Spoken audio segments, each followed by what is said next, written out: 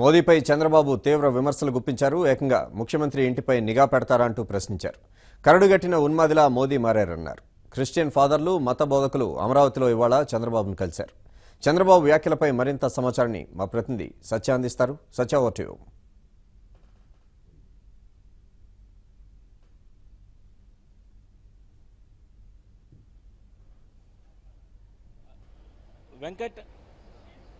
వెంకట్ ప్రస్తుతం తీసుకుంటే కొద్దిసేపటి క్రితం ముస్లిం మైనారిటీ అదేవిధంగా క్రిస్టియన్ మైనారిటీకి సంబంధించినటువంటి ప్రతినిధులతో ముఖ్యమంత్రి తన నివాసం వద్ద ఉన్న ప్రజావేదికలో భేటీ అవ్వడం జరిగింది. ఆ భేటీలో చాలా కీలకమైన కామెంట్స్ ఆయన చేయడం జరిగింది.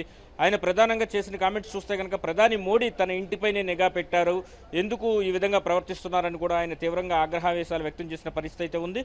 చూస్తే కనుక ఆయన చెప్పిన విషయాలు చూస్తే కనుక రాష్ట్ర ముఖ్యమంత్రి ఇంటిపైనే నిఘా పెడతారా, కరుడుగట్టిన ఉన్మాదిలా మోడీ మారారు, సైకోగా జగన్మోహన్ రెడ్డి వ్యవహరిస్తున్నారు, క్రిస్టియన్లపై దాడులు చేస్తూ ఓట్లు వస్తాయా, మనం ఏం తినాలో వీళ్ళే డిక్టేట్ చేస్తారా, మన ఆహారంలోతో వీళ్ళకేం సంబంధం, మనం ఏం మాట్లాడాలో వీళ్ళే డిసైడ్ చేస్తారా అంటూ ఘాటైన కామెంట్స్ చేయడం జరిగింది.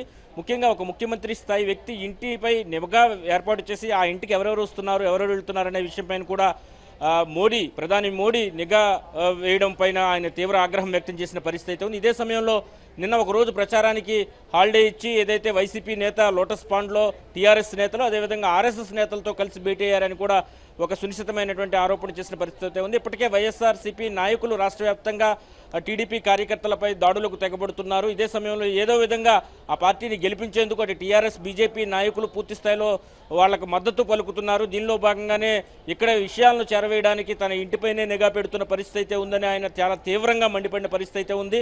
గతంలో ఎన్నడూ లేని విధంగా ఒక ముఖ్యమంత్రి ఇంటిపైనే ప్రధాని నిఘా పెట్టడం అనేది, ప్రధాని కొన్ని సంస్థల ద్వారా నిఘా పెట్టించడం అనేది దారుణమైన అంశం అని కూడా ఆయన చాలా క్లియర్ కట్గా కామెంట్ చేసిన పరిస్థితి అయితే ఉంది. ఏదైతే ఇప్పటి వరకు తీసుకుంటే కనుక ఎటువంటి సమాచారం లేకుండా ఇటువంటి వ్యాఖ్యలు చేయరు, ఎందుకంటే ఇది చాలా కీలకమైన అంశం కాబట్టి ఒకవైపు ఇంటెలిజెన్స్ డీజీని ఇక్కడి నుంచి పంపించి కొత్తగా డీజీని వేయడం, అదేవిధంగా ఈ ముఖ్యమంత్రి నివాసంలో ఏం జరుగుతుందనే విషయాన్ని కూడా ఎప్పటికప్పుడు సమాచారాన్ని తెప్పించుకోవడం లాంటి చర్యలకు ప్రధాని పాల్పడడం సమంజసం కాదని పేర్కొనడం జరిగింది. ఇదే సమయంలో గోద్రా నరమేధంలో 2000 మందిని మోడీ చంపేశారు. అదేవిధంగా అప్పుడే మోడీని రాజీనామా చేయాలని డిమాండ్ చేశాను, వాజ్పేయి దగ్గరికి వెళ్ళి తాను గుజరాత్ కావాలా, దేశం కావాలని కూడా డిమాండ్ చేసిన పరిస్థితి ఉంది. ఆ రోజు ఏదైతే నేను తాను అంత కఠినంగా వ్యవహరించడం వల్లే మోడీ ఈరోజు రాష్ట్రం పైన అదేవిధంగా తెలుగుదేశం పార్టీ పైన కూడా కక్షాదింపు చర్యలు చేపడుతున్నారని చెప్పారు. ఇదే సమయంలో ముస్లిం మైనార్టీలకు కావచ్చు, క్రిస్టియన్ మైనార్టీలకు కావచ్చు తెలుగుదేశం పార్టీ పూర్తి స్థాయిలో అండగా నిలుస్తుందని తనను కలవడానికి వచ్చిన వారందరికీ కూడా చెప్పిన పరిస్థితి అయితే ఉంది. వాళ్లకు చర్చిల నిర్మాణానికి కావచ్చు లేదా ఫాస్టర్లకు ఇళ్ల నిర్మాణానికి కావచ్చు ప్రభుత్వం పూర్తి స్థాయిలో సహకరిస్తుందని హామీ ఇచ్చిన పరిస్థితి అయితే ఉంది. ఇదే సమయంలో ఓవరాల్గా తీసుకుంటే కనుక అధినేత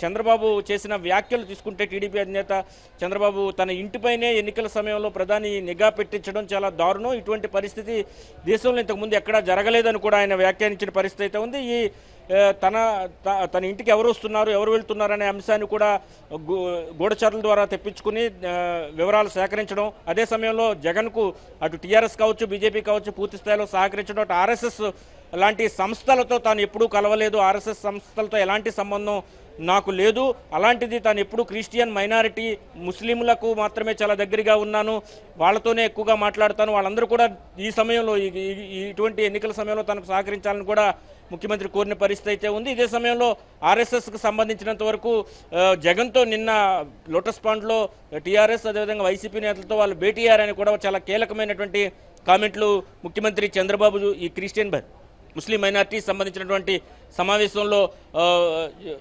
వ్యాఖ్యానించడం జరిగింది. ముఖ్యంగా క్రిస్టియన్స్కి సంబంధించి 200 మందిని టార్చర్ ఎవరైతే క్రిస్టియన్ మైనార్టీ ఎమ్మెల్యే ఉన్నారో, ఏదైతే ఆంగ్లో ఇండియన్ ఎమ్మెల్యే ఉన్నారో ఆయన తీసుకురావడం జరిగింది. ఆయనతో పాటు మరి కొంతమంది ముస్లిం మైనార్టీకి సంబంధించినటువంటి ప్రతినిధులు అదేవిధంగా సంబంధించినటువంటి నాయకులు కూడా రావడం జరిగింది. వాళ్ళ ముందు ఈ కీలకమైన వ్యాఖ్యలు ముఖ్యమంత్రి చేసిన పరిస్థితి అయితే ఉంది. Venkat, thank you Satya.